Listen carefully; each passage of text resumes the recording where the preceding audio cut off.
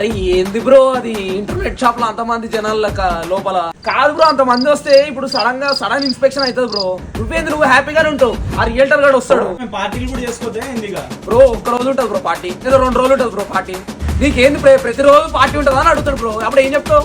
అంతమంది జనాలా, ఎంతమంది జనాలు ఉన్నారు చూడు ఆ వైన్ షాప్ లో పత్తాలు ఆడేటోళ్ళు లెక్క. ఫీజులు ఉన్నప్పుడు 5 మంది అని చెప్పినాం ఆయనకి, ఆటోగ్రాఫ్ ఇచ్చినట్టు ఇచ్చిన నేను ఆయనకి.